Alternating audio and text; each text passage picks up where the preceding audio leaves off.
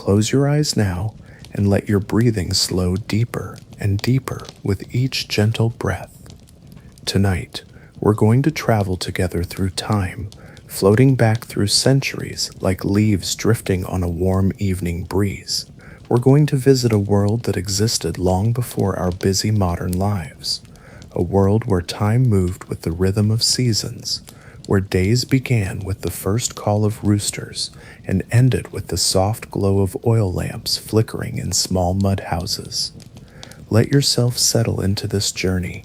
Feel your body growing heavy and comfortable as we drift back through time, to the villages of India under British rule. Here, in this peaceful place between sleep and waking, we'll walk alongside people whose lives were simple yet profound, whose stories deserve to be told in whispers and remembered in dreams.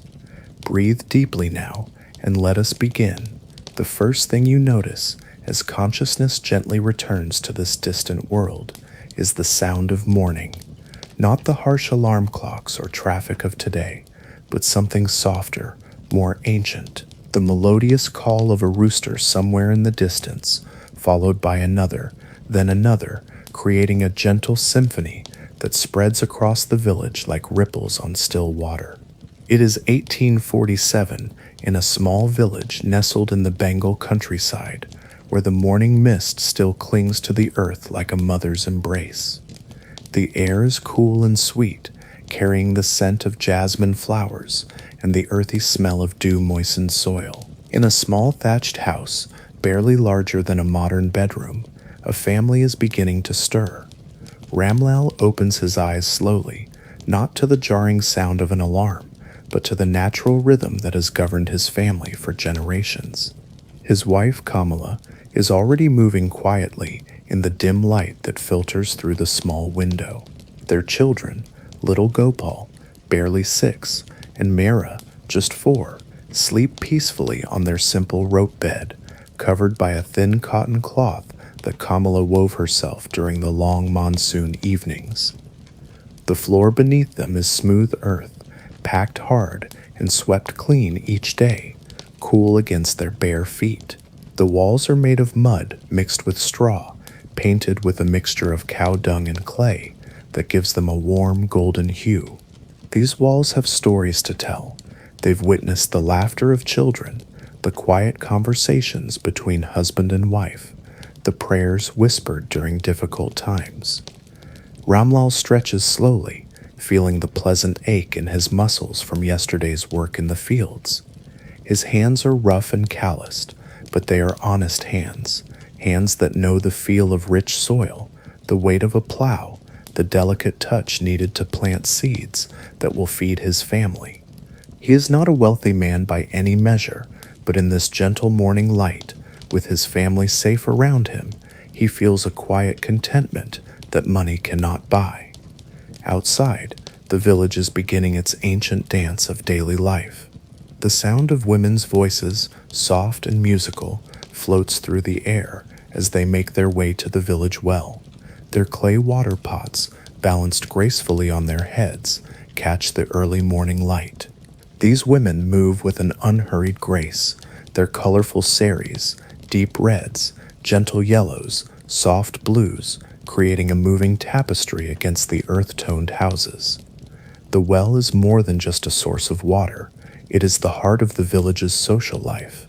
Here, news is shared in gentle whispers, children play at their mother's feet, and the elderly sit in the shade of the ancient banyan tree, sharing stories and wisdom. The sound of the pulley creaking as the bucket descends, the splash of water, the soft conversations. These sounds have remained unchanged for centuries, a comforting rhythm that connects this generation to countless others before them. Kamala joins this morning procession, her own clay pot balanced effortlessly on her head. She walks with the confidence of someone who has made this journey thousands of times, her bare feet knowing every stone in the path. The women greet each other with soft namaste and gentle smiles. These are not just neighbors, they are sisters in the truest sense, bound together by shared struggles and joys, by the common thread of village life. At the well, old Dadi, grandmother to half the village, it seems, sits in her usual spot. Her hair is white as cotton, her face lined with the map of a life well lived. Her voice is soft but carries the authority of age and wisdom. Today, like every day, she will share a story or a piece of advice, her words falling like gentle rain on receptive ears. The rains will come early this year, she says, her clouded eyes looking toward the horizon with the knowledge of someone who has watched the sky for 70 monsoons. The birds are flying differently, and the wind carries the scent of distant clouds. Prepare your fields, daughters. The earth is ready to receive her blessings. The women listen respectfully, storing this wisdom alongside hundreds of other small pieces of knowledge that help them navigate their world. They know which herbs cure a child's fever, when to plant which crops, how to read the signs in nature that tell them what weather is coming. This knowledge is not written in books, it lives in their hearts and is passed down through gentle conversations like these.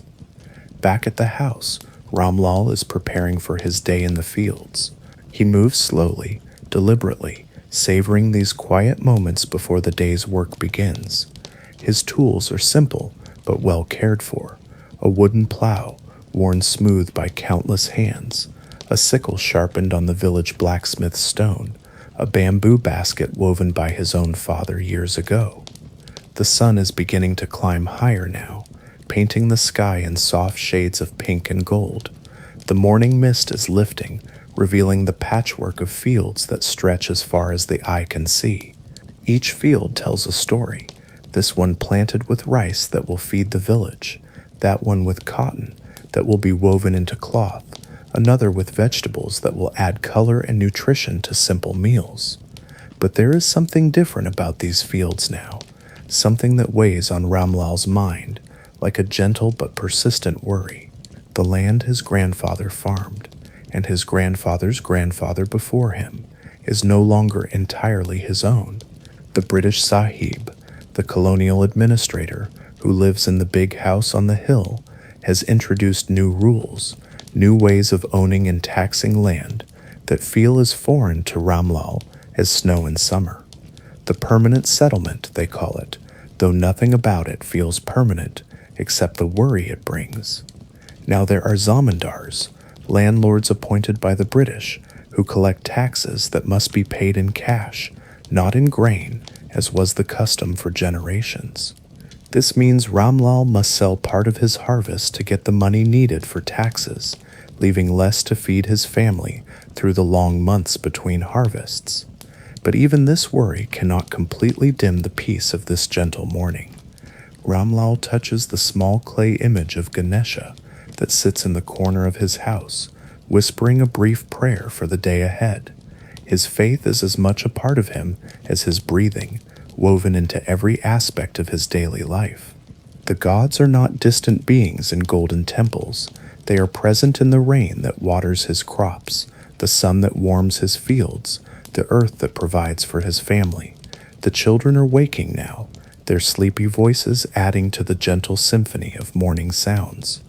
Little Gopal rubs his eyes and immediately looks for his father, while Meera reaches for her mother's comforting embrace.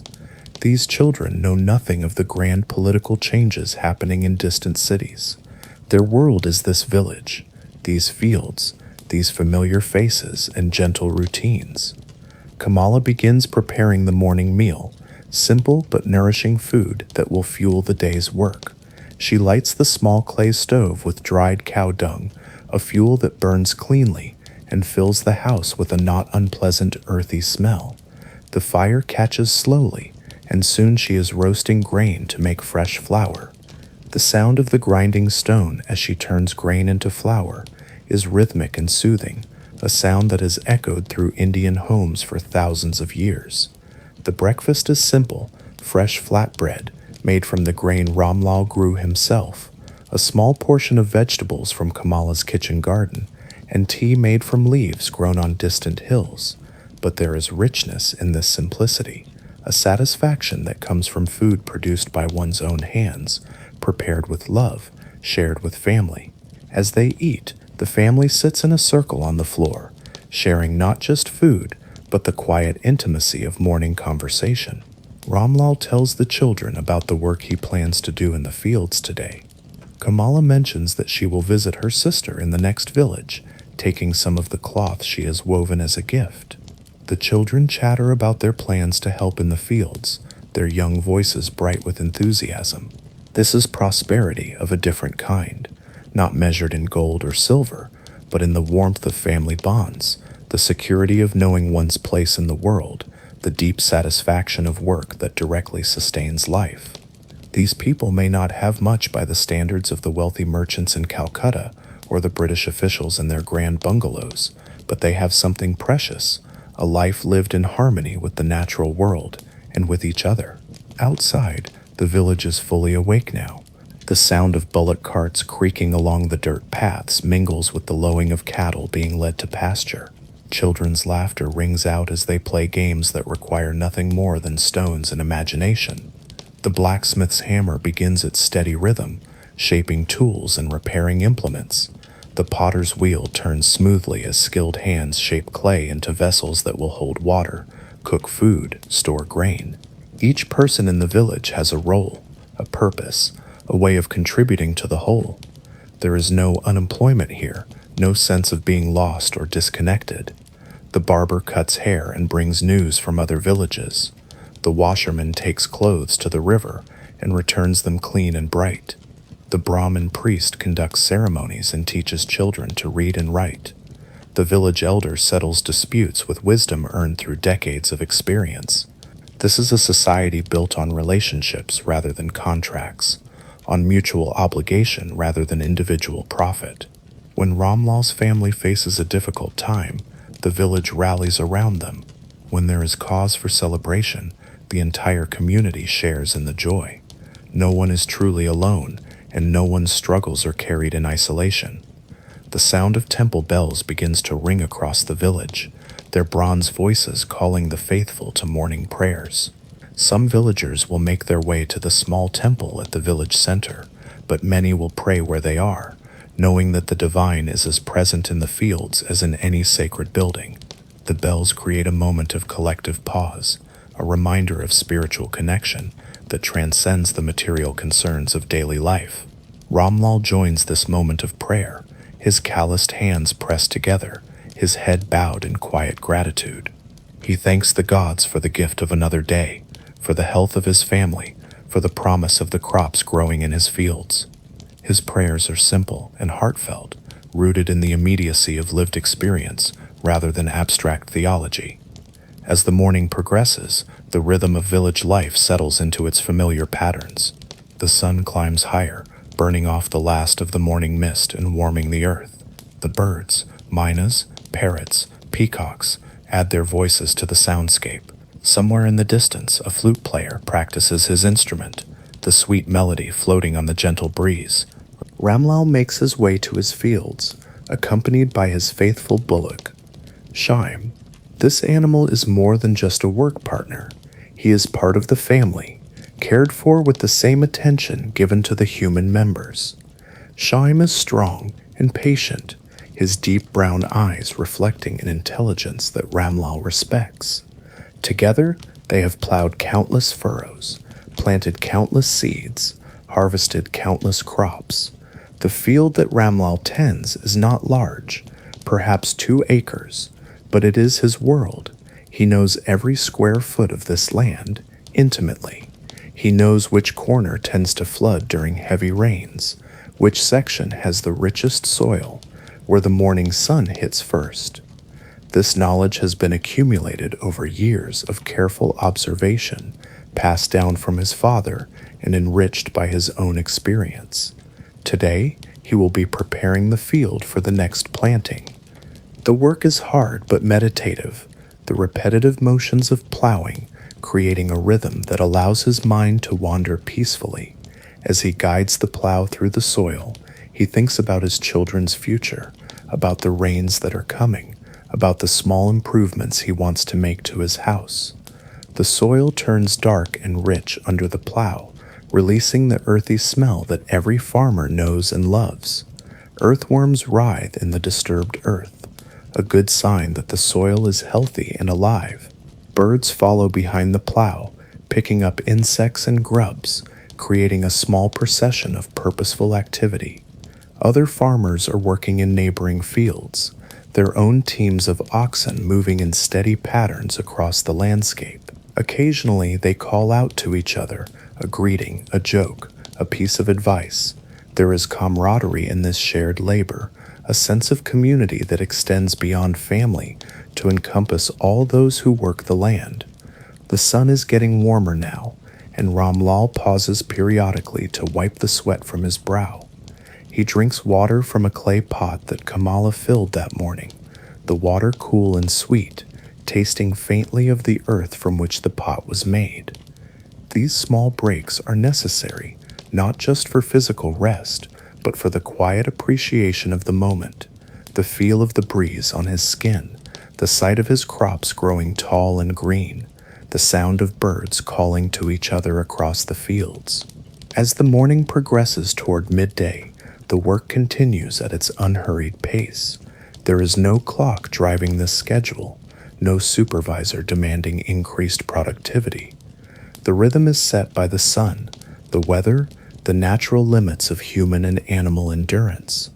Work begins when there is enough light to see clearly, and continues until the heat becomes too intense, then resumes in the cooler hours of late afternoon. This is a different relationship with time than the one that governs modern life. Time here is circular rather than linear, tied to the cycles of seasons, of planting and harvesting, of birth and death and rebirth. There is no sense of racing against time, no anxiety about productivity or efficiency. Instead, there is a deep acceptance of natural rhythms, a willingness to work with rather than against the fundamental patterns of life. The work itself has a meditative quality. The repetitive motions of farming, plowing, planting, weeding, harvesting create a state of calm concentration that is almost prayer-like. The mind settles into the rhythm of the body, worries fade into the background, and there is a sense of being completely present in the moment. This is not to romanticize the hardship of peasant life. The work is genuinely difficult, the rewards often meager, the risks always present.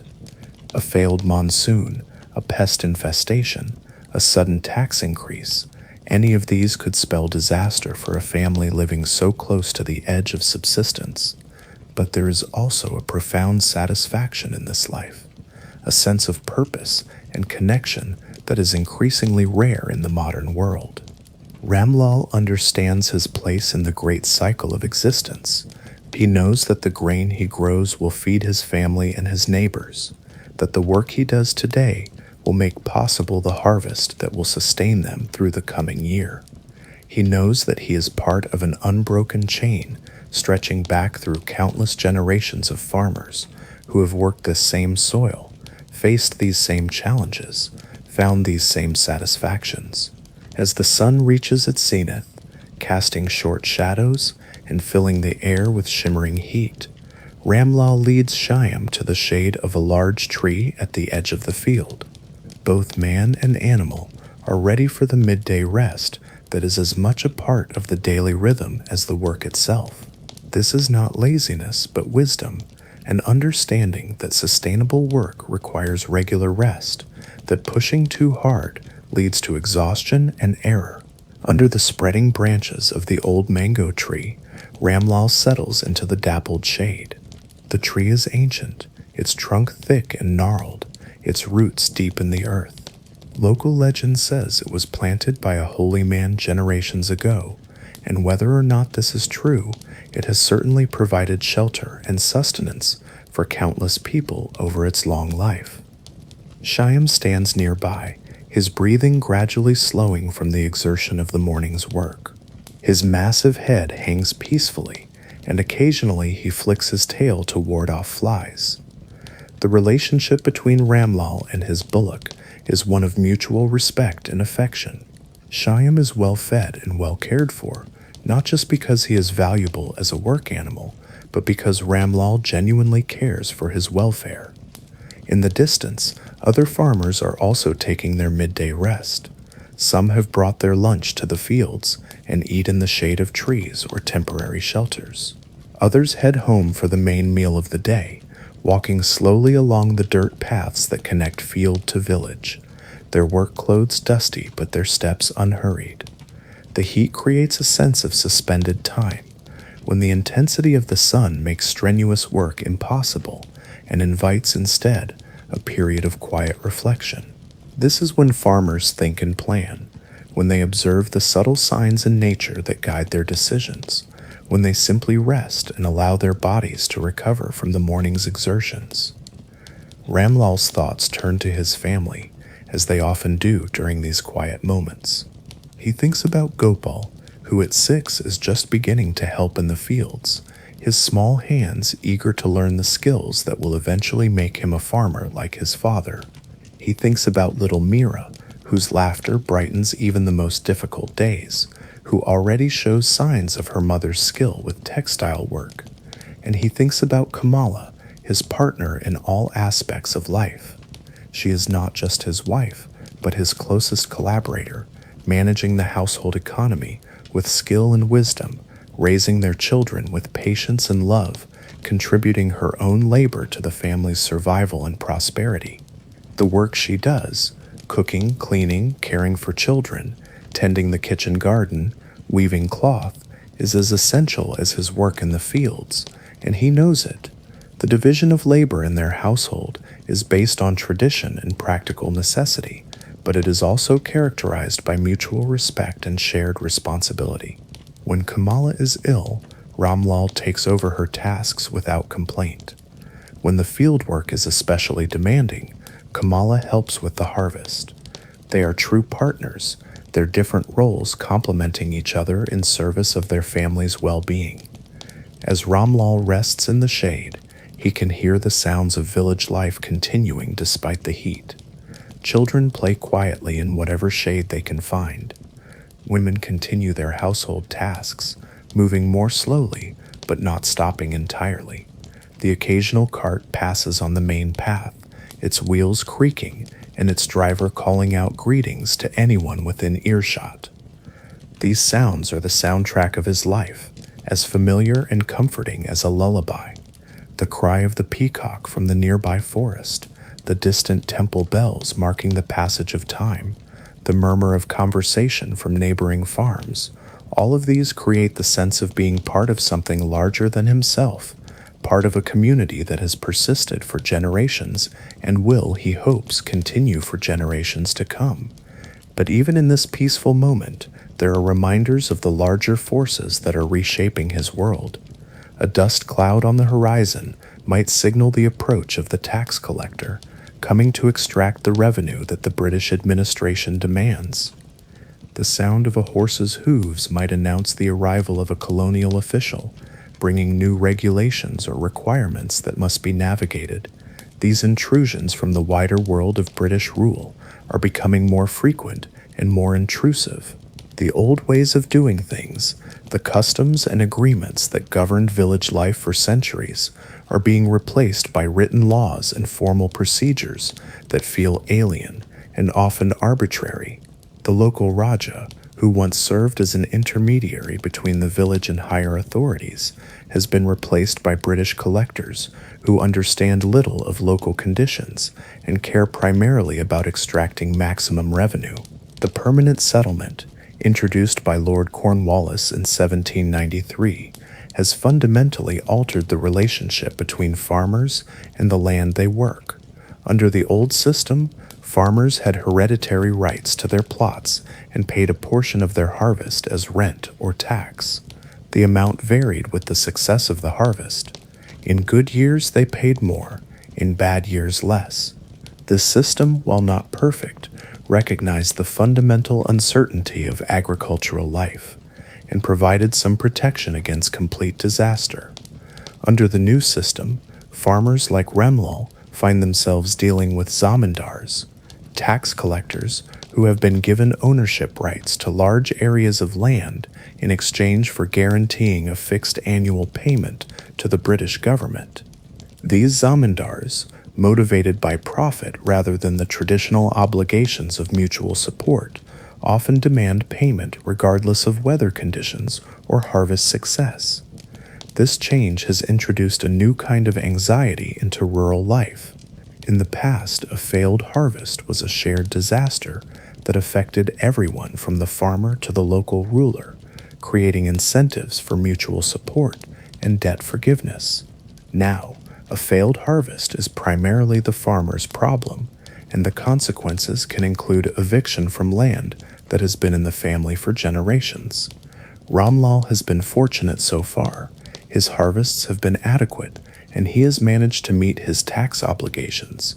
But he knows other farmers who have not been so lucky, who have lost their land and been forced to work as laborers for others or to migrate to the cities in search of employment.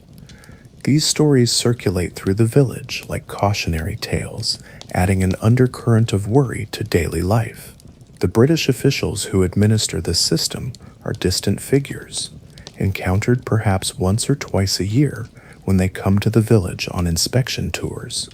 They live in a different world, large bungalows with servants, regular supplies of imported goods, salaries paid in reliable monthly installments. They understand the theoretical principles of revenue collection and land management, but they have little appreciation for the human reality of peasant life. This disconnect between rulers and ruled creates a sense of alienation that is new in Indian history. Previous rulers, even foreign ones, generally adapted themselves to local conditions and customs. They might extract taxes and demand loyalty, but they also understood that their own prosperity depended on the well-being of the people they governed. The British system, by contrast, is designed to extract maximum value with minimal investment, shipping wealth back to England rather than reinvesting it in local development. But even these larger political and economic forces cannot entirely disturb the deep rhythms of rural life. The sun still rises and sets according to its ancient schedule. The monsoons still come when they will, bringing the rain that makes agriculture possible.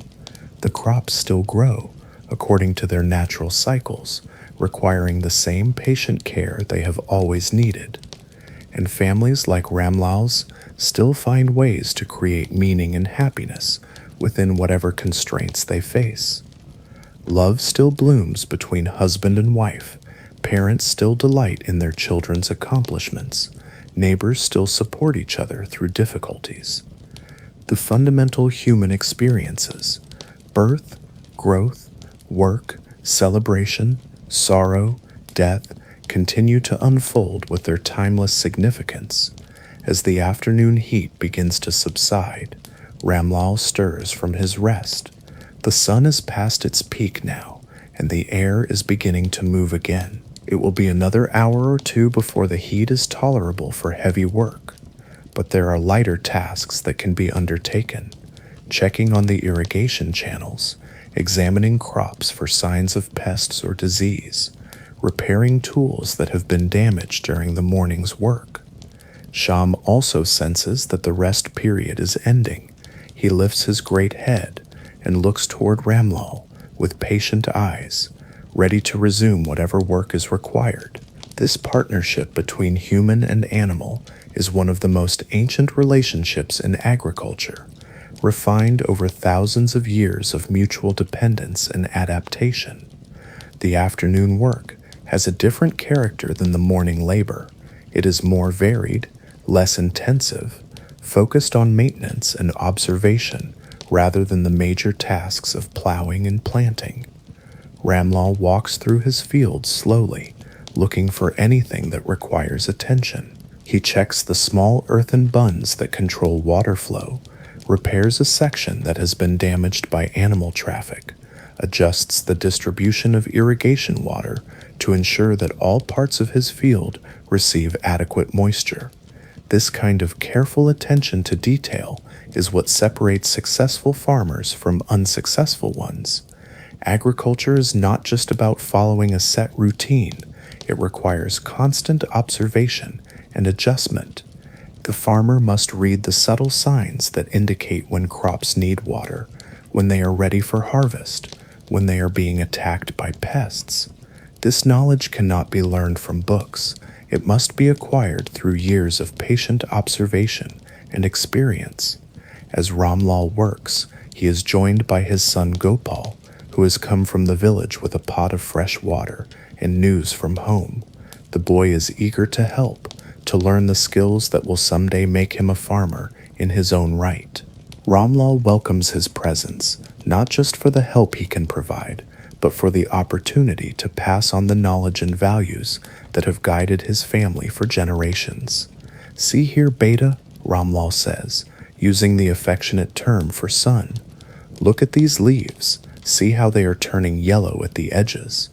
This tells us that the plant needs more water, but look here, where the soil is darker, this plant has enough water, maybe too much. Each plant tells us what it needs, but we must learn to listen." Gopal nods seriously, trying to absorb this wisdom. At 6, he cannot fully understand the complexity of what his father is teaching him, but he can sense its importance.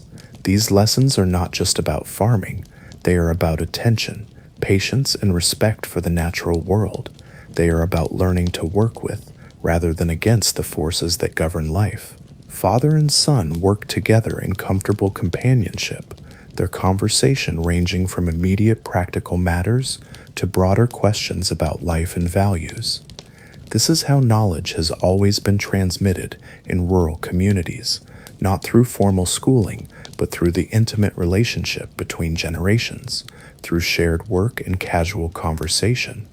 "Baba," Gopal asks, using the familiar term for father, "why do the sahibs make us pay so much tax? Don't they know that sometimes the harvest is not good?" It is a complicated question, one that Ramlal himself struggles to answer. How do you explain to a child the distant economic and political forces that shape their lives? How do you make sense of a system that seems to prioritize abstract principles over human welfare? "The sahibs have their own ways, Beta," Ramlal says carefully. "They come from a different place, where everything is different. They don't understand our ways, just as we don't always understand theirs. We must do our best to live within their rules while holding on to what is important to us." It is not a complete answer, but it is an honest one. Ramlal does not want to fill his son's mind with bitterness or anger, but neither does he want to pretend that their situation is entirely fair or just. The goal is to help Gopal understand the reality they face while maintaining the values and attitudes that will allow him to live with dignity and purpose. As the afternoon progresses, other farmers emerge from their rest periods and resume their work. The fields come alive again with the sounds of human activity, the calls of workers coordinating their efforts, the creaking of bullock carts carrying supplies, the rhythmic sounds of various agricultural tasks. There is a sense of shared purpose in this collective return to work. Each farmer is focused on his own plots and his own concerns, but everyone understands that they are part of a larger community of effort. The success of individual families depends not just on their own work, but on the overall health of the agricultural system that sustains the entire village. This interdependence is reflected in countless small ways. Farmers share tools and equipment when needed.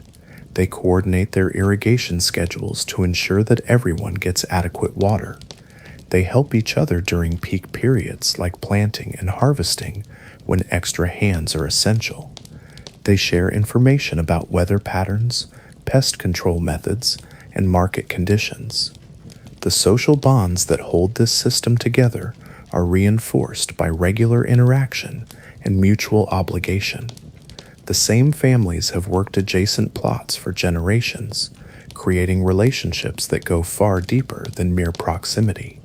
Children grow up together, marriages link households, and the elderly are cared for by the entire community rather than just their immediate families. These social networks provide security in a world where individual families are vulnerable to many forces beyond their control. When Ramlal's crops fail, his neighbors will share their grain to prevent his family from starving. When his neighbor faces a similar crisis, Ramlal will reciprocate. This system of mutual aid is not based on formal contracts or legal obligations. It is based on the understanding that everyone's welfare is interconnected. The British administrative system, with its emphasis on individual property rights and cash payments, sometimes conflicts with these traditional patterns of mutual support. The new legal framework makes it easier for successful individuals to accumulate land and wealth, but it also makes it easier for those who are less fortunate to lose everything. The safety net of community obligation is being gradually replaced by the harsh logic of market competition. But these changes are happening slowly, and traditional patterns of life still have considerable strength. Village elders still command respect and authority. Religious festivals still bring the entire community together in celebration. The rhythms of agricultural work still create opportunities for cooperation and mutual support. As the sun begins its descent toward the western horizon, painting the sky in soft shades of orange and pink, the workday enters its final phase. The heat is subsiding, and there is a sense of satisfaction in the air. Another day's work completed, another small step forward in the endless cycle of agricultural life. Ramlal and Gopal make their way back toward the village, driving Sham before them. The bullock moves slowly, his great head swaying with fatigue, but his steps still steady and sure. He has earned his rest and his evening meal, and both will be provided with the same care that has characterized his treatment throughout the day. The path back to the village is well worn, marked by the passage of countless feet over many years. It winds between fields and small groves of trees, past wells and small shrines, connecting the scattered agricultural plots to the central cluster of houses that forms the village proper. Other farming families are also making their way home, creating a gentle procession of tired but satisfied people and animals. Children run alongside the adults, their energy seemingly inexhaustible despite the day's heat. Women balance water pots and bundles of fodder on their heads with practiced ease. Elderly people walk more slowly, but with no less purpose, their presence a reminder of the continuity that links past and future. The approach to the village is announced by familiar sounds and smells, the lowing of cattle being brought in from pasture, the bleating of goats, the sound of children at play, the smoke from cooking fires beginning to rise from house after house, the call of the muezzin from the small mosque, joining with the evening bells from the Hindu temple to create a harmonious reminder of the village's religious diversity. This diversity is one of the remarkable features of rural Indian life.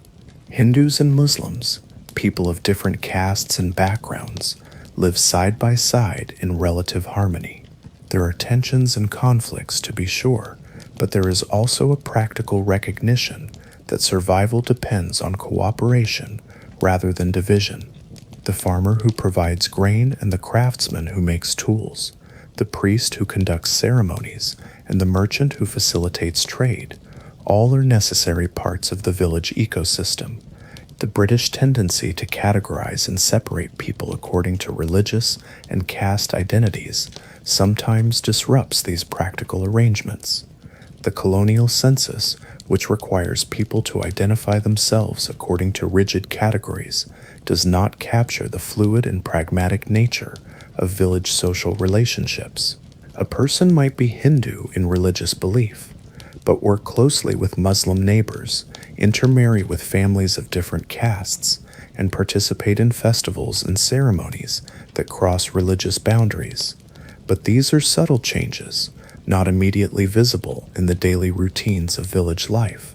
As Ramlal and his family gather for their evening meal, the conversation is focused on immediate concerns, the progress of the crops, plans for tomorrow's work, news from friends and relatives.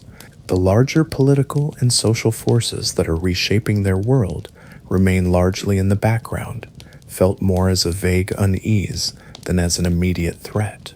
Kamala has prepared the evening meal with the same care she brings to all her tasks. The food is simple but nourishing: rice, dal, vegetables from the kitchen garden, and chapati made from grain that Ramlal grew himself. The family sits together on the floor, sharing the meal from common bowls, their conversation quiet and companionable. This daily sharing of food is more than just necessary nutrition. It is a ritual that reinforces family bonds and provides an opportunity for the exchange of information and affection. The children tell their parents about their day's activities and lessons. Kamala shares news from her visits with other women in the village. Ramlal describes the progress of his crops and his plans for the coming days. The meal is eaten slowly, savored not just for its taste, but for the social connection it represents. There is no hurry, no sense that time is being wasted. This is quality time in its purest form, the simple pleasure of being together, sharing food and conversation, strengthening the bonds that make life meaningful. After the meal, as darkness settles over the village, the family continues to sit together for a while. The children may listen to stories told by their grandmother, tales of gods and heroes that carry moral lessons and cultural values. Or they may simply enjoy the companionable silence, feeling secure in the presence of those who love them most. The night sounds of the village begin to emerge, the distant drumming from a ceremony in another part of the village, the call of night birds, the rustle of small animals in the thatch overhead. These sounds are as familiar and comforting as the day sounds, marking the transition from active work to restful sleep. One by one, the oil lamps in the houses around the village are extinguished. Families settle onto their simple beds, parents and children sharing the security of close physical proximity. The darkness is complete, except for the faint starlight that filters through small windows and gaps in the thatch. This is the end of another day in the life of Ramlal and his family, a day that has followed patterns established over countless generations. Tomorrow will bring another day, much like this one, with its own small variations and challenges, its own satisfactions and concerns. The seasons will continue their ancient cycle. The crops will grow and be harvested. Children will grow older and eventually take their places as adults in the community. But change is coming, slowly but inexorably. The British system of administration is gradually penetrating deeper into village life, bringing new laws, new taxes, new ways of organizing economic and social relationships. The railroad will eventually reach even remote villages like this one, connecting them to distant markets and urban centers. Young people will begin to migrate to cities in search of opportunities that village life cannot provide. The seasons turn slowly in this timeless village, each one bringing its own gifts and challenges, its own colors and sounds and scents. We have lived through the gentle awakening of morning, through the heat and labor of afternoon, through the quiet satisfaction of evening. Now let us drift through the deeper currents of village life, through the cycles that mark not just days, but months and years. It is 3 months later now, and the air carries a different quality, heavy and expectant, pregnant with the promise of rain. The monsoon is coming, that great seasonal blessing that transforms the subcontinent from brown to green, from dust to mud, from anxiety to relief. Even the very young children can sense it in the way the wind moves, in the behavior of animals, in the subtle changes in light and temperature that speak to something deeper than conscious knowledge.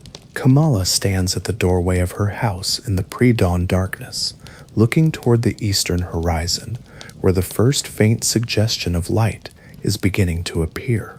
But tonight, the stars are dimmed by clouds, and the air moves restlessly, carrying scents from far away, the smell of rain falling on distant hills, the fragrance of flowers blooming in anticipation of the water that will nourish them. She has been awakened not by the usual rooster calls, but by something else, a feeling in the air, a sense that change is coming. Her grandmother's voice echoes in her memory. The wise woman listens to what the night wind tells her. The rain speaks before it falls, Beta. Learn to hear its whispers. Inside the house, her family still sleeps peacefully. Ramlal's breathing is deep and regular, the breath of a man whose body is tired from honest work and whose conscience is clear. Little Gopal has thrown off his light covering and lies sprawled across his rope bed like a small starfish, his face soft with dreams. Mira sleeps curled into a tight ball, her thumb in her mouth, a habit her mother gently discourages during waking hours, but tolerates during sleep. These are precious moments for Kamala, these quiet minutes before the household awakens, when she can think her own thoughts and feel her own feelings without the constant demands of family life. She is not unhappy with her role. Indeed, she finds deep satisfaction in caring for her family and managing their household. But she is also a person in her own right, with her own dreams and concerns, and ways of understanding the world. The approaching monsoon brings both hope and worry. The rains are essential for the crops that will feed the family through the coming year. But they also bring risks. Too much rain can flood the fields and destroy what has been planted, while too little can leave the crops withered and the harvest ruined. And there are other concerns now, new worries that her mother's generation did not have to face. The zamindar has been demanding higher payments, claiming that the British officials are pressuring him to increase revenue collection. There are rumors that some villages have been forced to plant indigo instead of food crops, that the British company that controls indigo production pays so little that farmers cannot afford to buy grain to feed their families. These stories circulate in hushed conversations among the women at the well, mixing with older concerns about weather and crops and family health. But for now, in this quiet hour before dawn, such worries seem distant and manageable. The immediate reality is the promise of rain, the anticipation of green fields, the ancient rhythm of seasons that has sustained life for countless generations. Kamala whispers a brief prayer to the goddess of rain, asking for the blessing of adequate but not excessive rainfall, for the protection of her family and her community. As she stands in the doorway, she becomes aware of movement in other houses around the village. Other women are also stirring, drawn by the same subtle signals that awakened her. This is how village life works, not through formal announcements or scheduled meetings, but through a kind of collective intuition, a shared sensitivity to the natural rhythms that govern agricultural life. Soon, there will be quiet conversations at the well, gentle exchanges of observation and opinion. The wind has changed, one woman will say. The cattle are restless, another will add. My grandmother's bones are aching. The rain will come within 3 days. This accumulated wisdom, passed down through generations of careful observation, is often more accurate than the official weather predictions of the British Meteorological Service. The sky is lightening now, revealing the heavy clouds that have gathered overnight. They hang low and dark, pregnant with moisture, moving slowly across the sky like great gray ships. The air is still and heavy, charged with electricity that makes the skin tingle and the hair stand on end. Even the birds seem to sense the change. They fly differently, call to each other with a new urgency, seek shelter in the deepest parts of trees and bushes. Ramlal awakens naturally, his internal rhythm telling him that dawn is approaching, even though the usual brightness is dimmed by clouds. He joins Kamala at the doorway, slipping his arm around her waist in a gesture of casual affection that speaks of years of shared partnership. The rains are coming, he says quietly, and she nods, leaning into his familiar warmth. Soon, she agrees. The children should stay close to the house today. The first rains can be violent. They stand together in comfortable silence, watching the clouds gather and darken. This is a moment they have shared many times before. The anticipation before the monsoon, the mixture of hope and anxiety that comes with this most crucial season. Their livelihood, their family's future, their very survival depends on these rains coming at the right time and in the right amount. But there is also something deeply satisfying about this dependence on natural forces. It connects them to something larger than themselves, makes them part of the great cosmic dance of earth and sky and water. They are not masters of their environment, but partners with it, working within its rhythms rather than trying to dominate them. The children are beginning to stir now, sensing the change in atmosphere even in their sleep. Gopal sits up and rubs his eyes, looking around with the confusion that comes from waking in unusual circumstances. The light is different. The air feels different. Even the sounds from outside are muted and strange. "Is it going to rain, Baba?" he asks, his young voice carrying both excitement and a touch of apprehension. "Yes, Beta," Ramlal replies. "The monsoon is coming. Today we will prepare for the rains, and tomorrow or the next day they will begin." For children who have never experienced anything but the dry season, the monsoon is almost magical, a transformation so complete that it seems like the world itself is being reborn. The dust that covers everything will be washed away, revealing colors that have been hidden for months.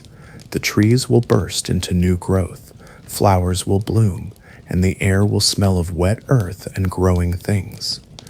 But first, there will be work to do. The house must be prepared for the onslaught of wind and water. The roof must be checked and reinforced where necessary. Drainage channels must be cleared to carry away excess water. Food and fuel must be stored in places where they will stay dry. Tools and equipment must be protected from rust and rot. This preparation is a community effort, with neighbors helping each other to complete tasks that are too big for individual families. The men work together to repair roofs and dig drainage ditches.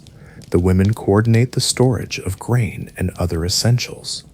The children run messages between households and help with smaller tasks appropriate to their age and ability. There is a sense of urgency in this preparation, but it is not the frantic rush of panic. This is organized, purposeful activity based on generations of experience with monsoon seasons. Everyone knows what needs to be done, and everyone contributes according to their abilities and resources. Ramlal spends the morning working with his neighbors to clear the drainage channels that carry rainwater away from the village. These channels, carved into the earth by countless previous monsoons and maintained by community labor, are essential for preventing floods that could destroy houses and crops. The work is hard, digging mud and debris from the channels, building up the banks where they have eroded, creating new spillways where needed. But the work is also social, providing an opportunity for men to discuss the concerns and plans that occupy their minds. They talk about their crops, sharing observations about which varieties seem to be thriving and which are struggling. They exchange information about market prices and the demands of tax collectors. They speculate about the intensity of the coming monsoon and what it might mean for the harvest. "The cotton is looking good this year," says Hari, whose fields adjoin Ramlal's. "If the rains come gently at first, not too heavy, I think we will have a fine crop." "The rice needs more water," adds old Shankar, whose experience with monsoons spans more than 60 years, "but not all at once. Steady rain for many days, that is what rice likes best." These conversations represent the accumulated wisdom of the community, knowledge that has been tested through decades of practical experience. Each farmer contributes his own observations, and together they build a picture of what might be expected in the coming weeks. This collective knowledge is often more accurate than the predictions of distant experts who have never actually grown crops or lived through the daily reality of agricultural life. Meanwhile, the women are engaged in their own preparations, focused primarily on the household level, but coordinated through informal networks of mutual support. Kamala and her neighbors work together to ensure that each family has adequate supplies of grain, oil, salt, and other essentials that might be difficult to obtain during the height of the monsoon season. The village shops, small family enterprises that serve more as community resources than commercial ventures, are busy with people stocking up on necessities. The shopkeeper Lala Ji extends credit generously to families he has known for decades, understanding that payment will come after the harvest when people have grain to sell.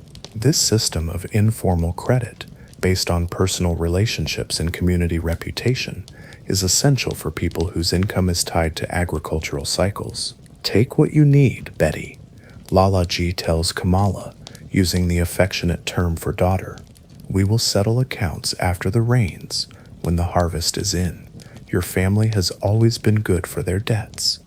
This trust is not given lightly. It is based on years of interaction, on a reputation built through consistent honesty and reliability.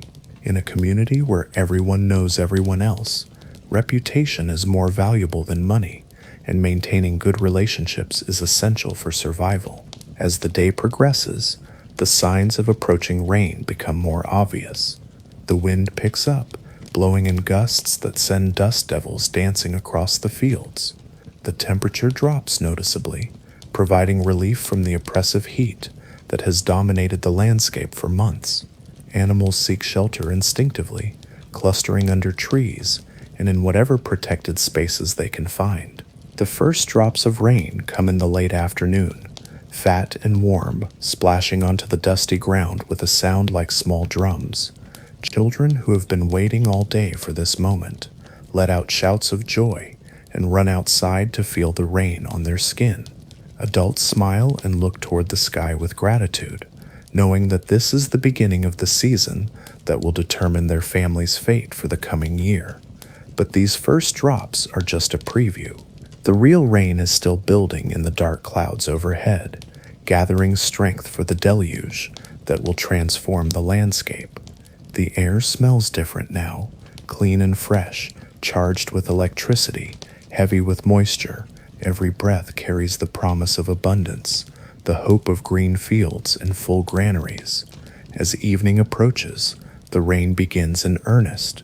Not the gentle sprinkle of the afternoon, but steady soaking rain that penetrates the earth and runs in rivulets through the streets of the village. The sound is magnificent, a constant drumming on thatched roofs, a gurgling in the drainage channels, a splashing as the rain meets the thirsty ground. Families gather in their houses, listening to the rain with satisfaction and relief. Oil lamps are lit earlier than usual, creating pools of warm light in the gathering darkness. The evening meal takes on a celebratory quality, as if the arrival of the monsoon is a festival worthy of special recognition. "Listen to that beautiful sound," Kamala says to her children, who are wide-eyed with excitement at the transformation taking place outside their door. This is the voice of life itself, the sound that brings green to the fields and food to our table. Little Mira presses her face to the small window, watching the rain fall in sheets across the courtyard. She has some memory of the previous monsoon, but she was very young then, and this seems new and magical to her. Gopal is old enough to remember more clearly, and he chatters excitedly about the changes the rain will bring, the way the river will rise, the flowers that will bloom, the festival celebrations that mark the monsoon season. The rain continues through the night, sometimes gentle, sometimes intense, but always steady and soaking. It is the kind of rain that farmers dream about, not violent enough to damage crops or flood fields, but persistent enough to penetrate deep into the soil and provide the moisture that growing plants desperately need. By morning, the world has been transformed. The dust that covered everything has been washed away, revealing colors that seemed impossible just a few days before. The trees are already showing new growth, tiny green shoots emerging from branches that had appeared dead and dormant. The air smells clean and fresh, washed clean of the dust and heat that had accumulated over the long dry season. Ramlal ventures out early to check on his fields, splashing through puddles and mud with the enthusiasm of a child. The rain has soaked into the soil exactly as he had hoped, providing the moisture his crops need without causing flooding or erosion. The young plants that had been struggling in the heat now stand tall and green, their leaves bright with raindrops. This is the reward for months of hard work and patient waiting, the moment when all the preparation and effort comes together in the promise of a successful harvest. The crops that will feed his family and provide a small surplus for trade are growing strong and healthy. The anxiety that had been building through the dry season dissolves like salt in water, replaced by cautious optimism and genuine gratitude. Other farmers are also out early, checking their own fields and sharing observations with neighbors. There is a festive atmosphere in the air, a sense of community celebration that comes with the successful arrival of the monsoon. Children play in the puddles, their laughter mixing with the sound of dripping water and the calls of birds that have emerged to take advantage of the changed conditions. The rain brings other changes as well, some welcome and some less so. The roads become muddy and difficult to travel, making it harder for tax collectors and other officials to reach the village. This natural barrier provides a temporary respite from some of the pressures of colonial administration, allowing village life to proceed according to its own rhythms rather than the demands of distant bureaucrats. But the rain also brings new challenges. Houses must be constantly maintained to prevent leaks and structural damage. Stored grain must be protected from moisture and the pests that thrive in humid conditions. Clothing and other textiles must be kept dry and aired regularly to prevent mildew. The very abundance that makes the monsoon a blessing also creates new problems that require constant attention. These challenges are met with the same community spirit that characterizes other aspects of village life. Neighbors help each other with roof repairs and drainage problems.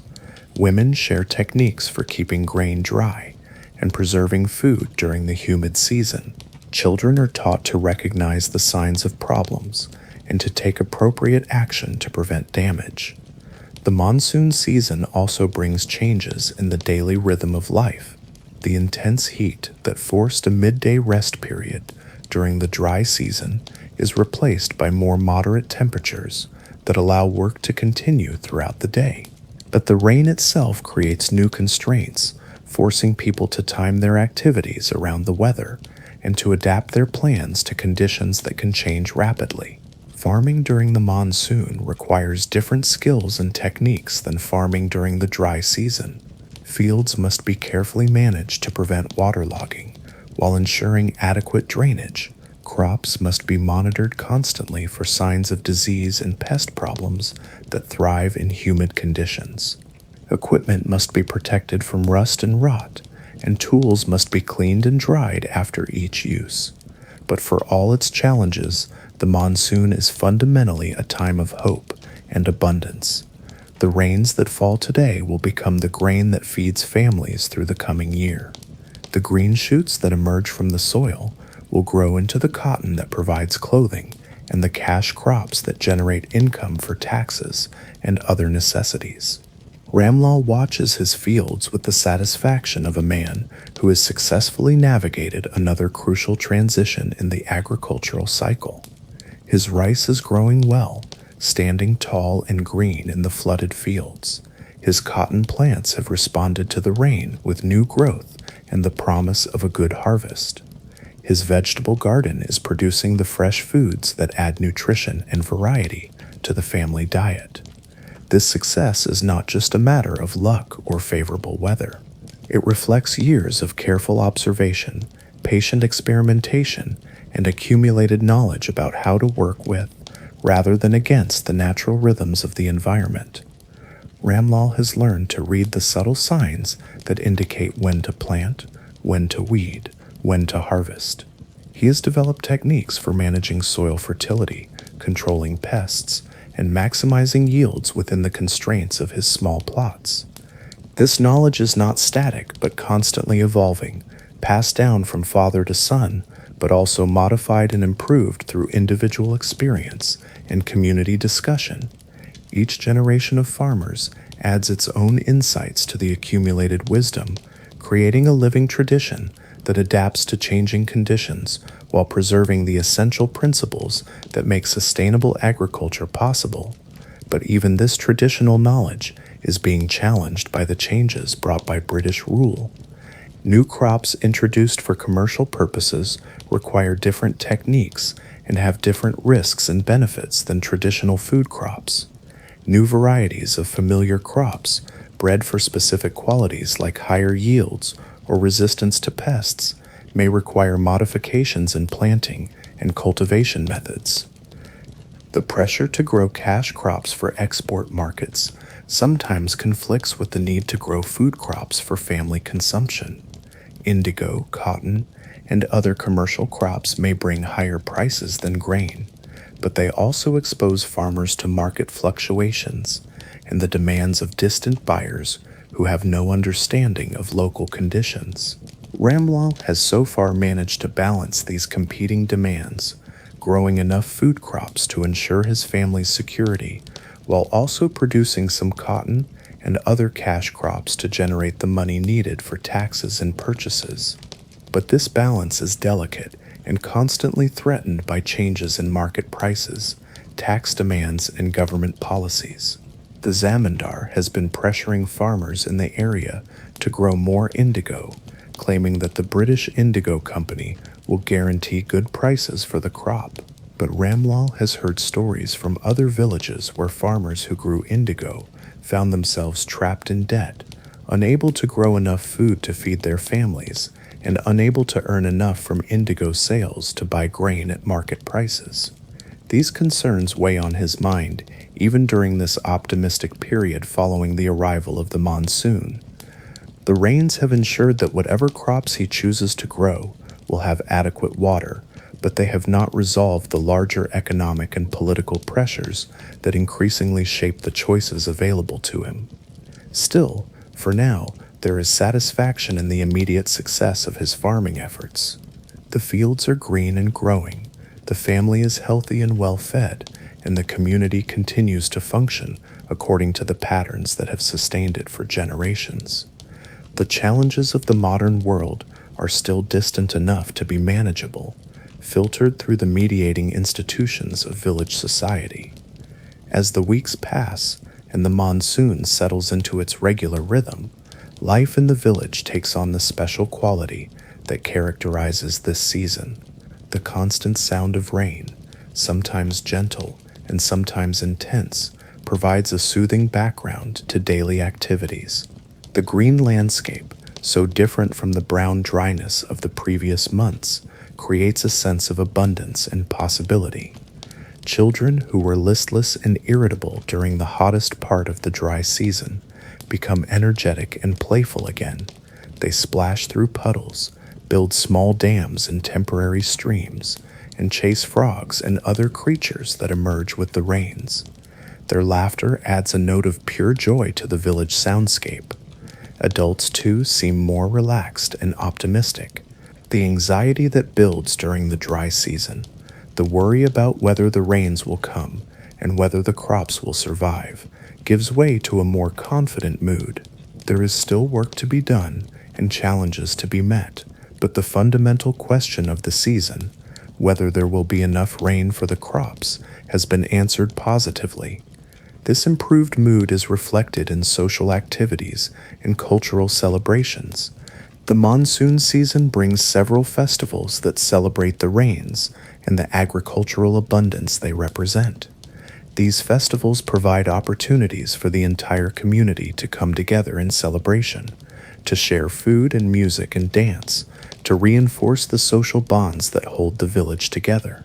One of the most important of these festivals is Tej, celebrated by women to honor the goddess Parvati and to pray for the well-being of their husbands and families. Kamala and the other women of the village spend days preparing for this celebration, cooking special foods, decorating their houses, creating beautiful rangoli patterns with colored powders and flower petals. The festival is held in the village temple, but it spills out into the streets and houses, creating a community-wide celebration that involves everyone regardless of age or social status. Women dress in their finest saris, many in the bright greens that symbolize the monsoon season. They sing traditional songs that have been passed down through generations, their voices blending in harmonies that seem to echo the rhythm of the falling rain. The celebration includes rituals and prayers, but it is also deeply social, providing an opportunity for women to enjoy each other's company without the usual constraints of daily work and family responsibilities. They share food, exchange gifts, tell stories, and discuss the concerns and joys of their lives. For many women, these festivals are among the few times when they can be primarily social beings rather than workers and caregivers. The men have their own celebrations and observances, though they tend to be less elaborate and structured than the women's festivals. They gather in the evenings to share stories and local news, often accompanied by simple music and sometimes by local liquor made from palm sap or other traditional ingredients. These gatherings serve important social functions, providing opportunities for men to discuss community issues, resolve disputes, and maintain the relationships that are essential for cooperation in work and mutual support in times of need. Children participate in both the formal festivals and the informal social gatherings, learning through observation and participation the customs and values that will guide their adult lives. They absorb not just the specific rituals and practices, but the underlying attitudes, the importance of community, the value of tradition, the need for cooperation and mutual support. But even these traditional celebrations are beginning to show the influence of British rule and the changes it is bringing to village life. Some festivals that were once community-wide events are becoming more limited, as different religious and caste groups are encouraged by colonial administrators to emphasize their separate identities. Some traditional practices are being discouraged or even banned by officials who consider them primitive or incompatible with British law. The arrival of Christian missionaries in the region has also introduced new religious ideas and practices that sometimes conflict with traditional beliefs. A few families in the village have converted to Christianity, drawn by the promise of education for their children and sometimes by material benefits offered by the missionary organizations. These conversions create new social tensions and divisions that did not exist in the past. Ramlal finds these changes disturbing, not because he is opposed to new ideas, but because they seem to threaten the social cohesion that has always been the village's greatest strength. When people begin to define themselves primarily in terms of religious or caste identity rather than as members of a community, it becomes harder to maintain the cooperative relationships that are essential for survival in an agricultural society. But these concerns, like many others, remain largely in the background during the immediate activities of daily life. The monsoon season brings so many urgent practical tasks that there is little time for extended worry about larger social and political trends. Fields must be weeded and cultivated, houses must be maintained and repaired, children must be cared for and taught. Kamala's days during the monsoon are particularly full. The humid conditions mean that clothes and household items must be dried and aired constantly to prevent mildew and rot. Food storage requires extra attention to prevent spoilage and pest infestation.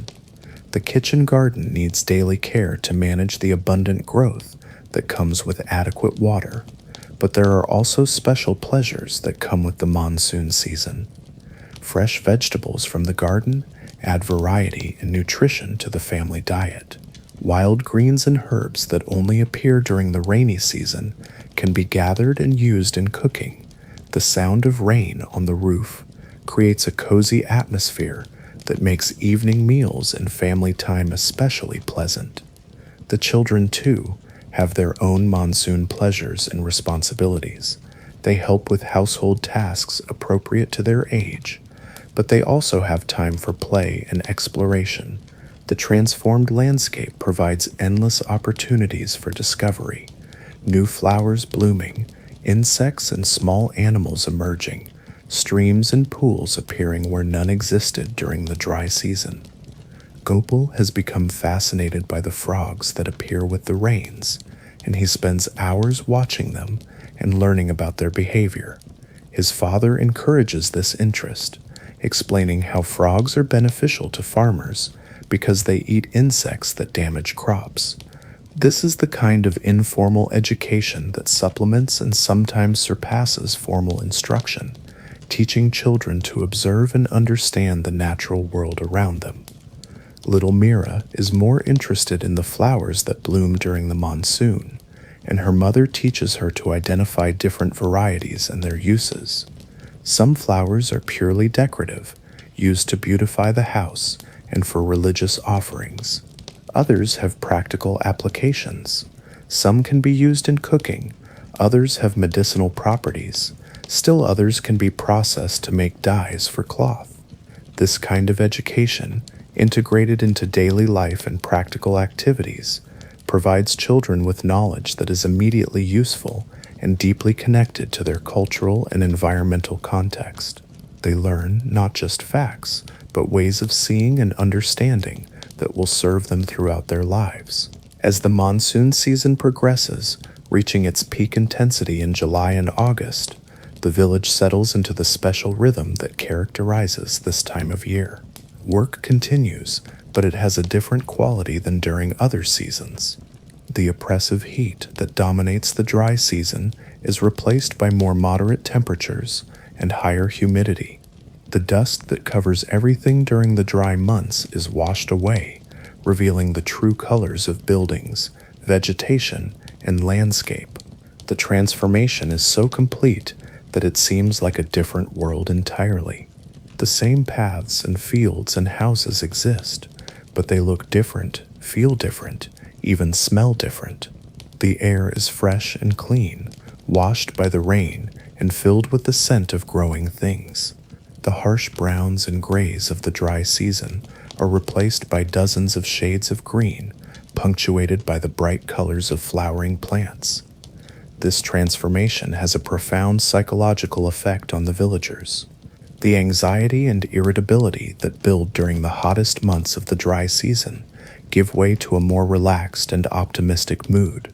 There is still work to be done and problems to be solved, but the fundamental challenge of the agricultural year, obtaining adequate water for crops, has been met successfully.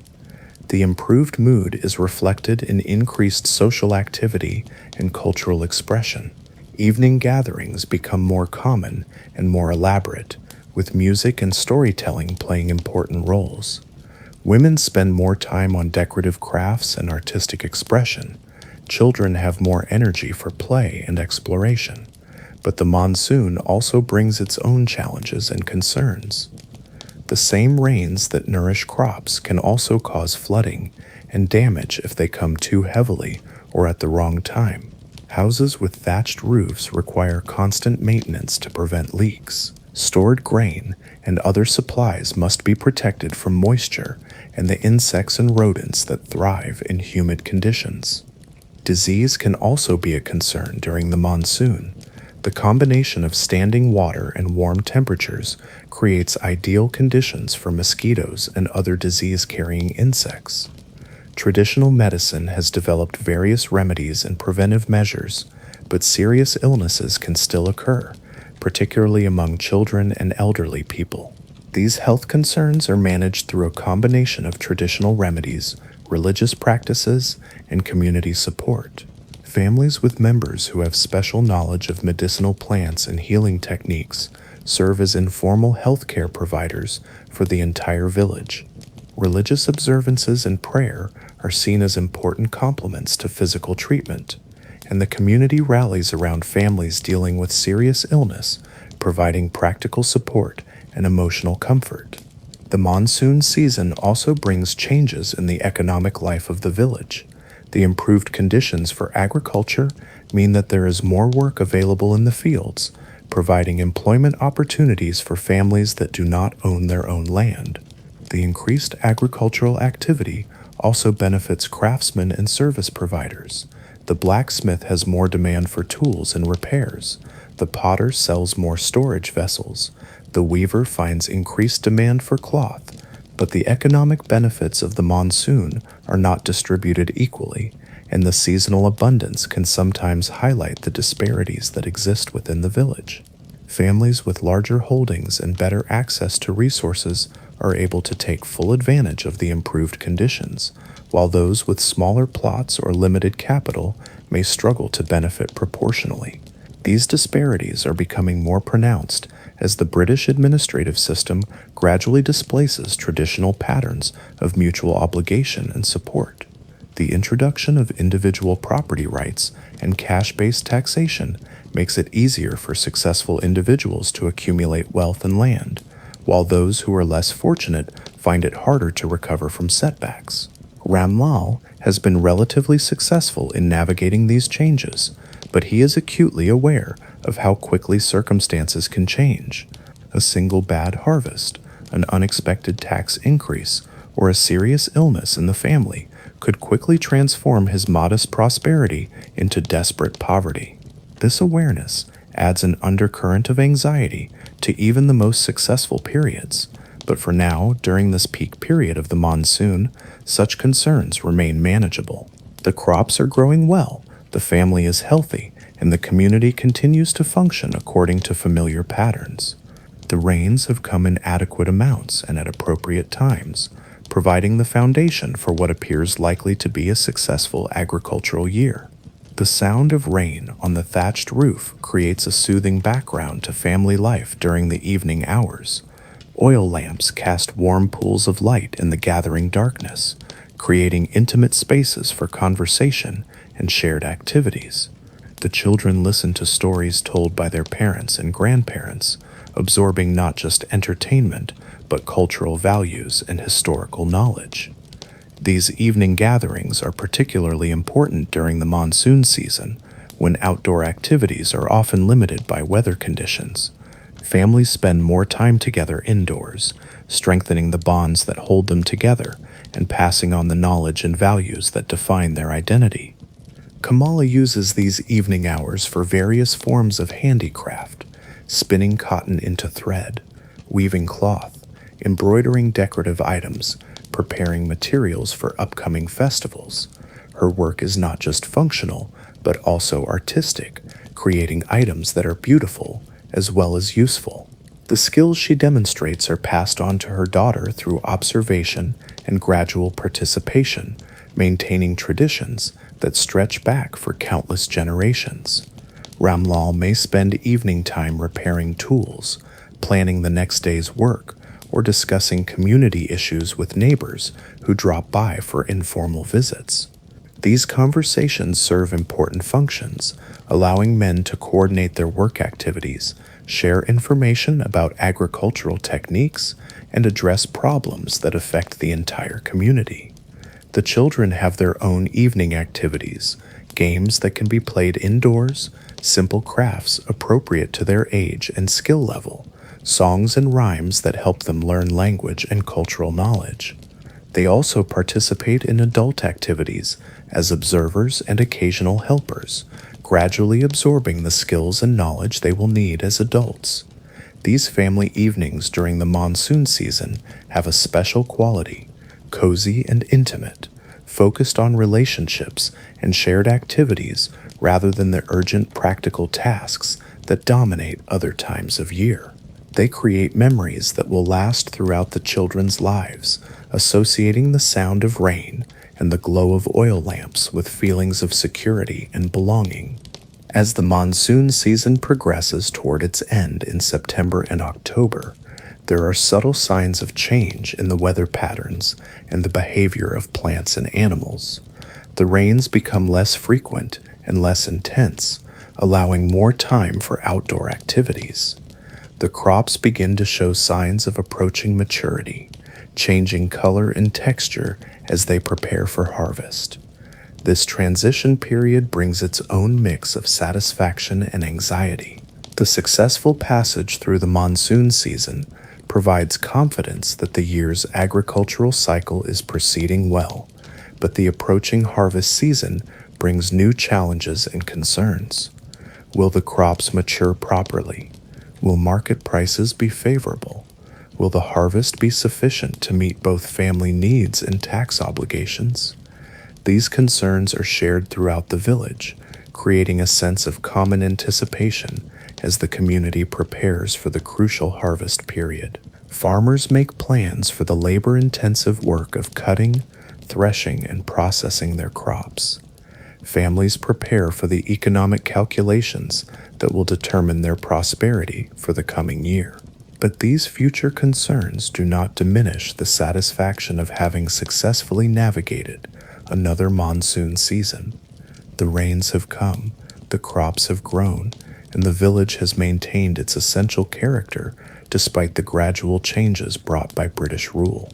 The fundamental rhythms of agricultural life continue to provide structure and meaning, connecting this generation to countless previous generations, and, they hope, to countless generations yet to come.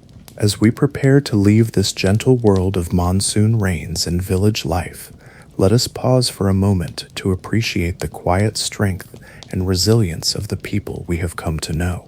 They face challenges that would overwhelm many of us: the constant uncertainty of weather and markets, the gradual erosion of traditional securities, the pressure of new rules and obligations imposed by distant authorities. Yet they continue to find ways to create meaning and happiness within whatever constraints they face. They maintain their connections to family and community, their respect for tradition and custom, their ability to find joy in simple pleasures and everyday experiences. They adapt to change without losing their essential identity, incorporating new elements into their lives without abandoning the values and practices that have sustained them through previous challenges. Their story is not just historical, but deeply human, reminding us of the fundamental experiences and relationships that give life meaning regardless of the particular circumstances we face. The love between husband and wife, the joy of watching children grow and learn, the satisfaction of work that serves essential purposes, the comfort of belonging to a community that provides both support and identity. These experiences transcend the specific details of time and place. And now, as the gentle rains continue their ancient rhythm and the oil lamps flicker in houses throughout the village, let us begin our quiet journey back to the present, carrying with us the peaceful images and gentle wisdom of this world we have visited. And so, dear listener, as the last drops of monsoon rain fall softly on thatched roofs, as the oil lamps dim to glowing embers in mud brick houses, as families settle into sleep with the sound of gentle rain as their lullaby, let us slowly, peacefully drift back through time. Feel yourself floating like a leaf on warm evening air, drifting back through the centuries, carrying with you the whispered stories of Ramlal and Kamala, of little Gopal and Mira, carrying the sound of temple bells in the morning mist, the sight of green fields stretching toward distant hills, the warmth of family gathered together as darkness falls. These people we have known, they sleep now in the peace that comes from work well done, from love freely given and received, from lives lived in harmony with the eternal rhythms of earth and sky and seasons. Their struggles were real, their challenges genuine, but so too was their quiet strength, their gentle wisdom, their ability to find contentment in simple things. Let their peaceful breathing become your peaceful breathing. Let the sound of rain on their roofs become the sound of your own heart, beating slowly, steadily, calmly. Let their deep connection to the land, to family, to the cycles of planting and harvest and rest, settle into your own spirit like warm honey. The village sleeps now under the vast canopy of stars, secure in patterns of life that have sustained countless generations. The children dream their innocent dreams. The adults rest in the quiet satisfaction of another day completed, another season successfully navigated. The elderly sleep with the wisdom of many years, content in their knowledge that life continues, that the essential things endure,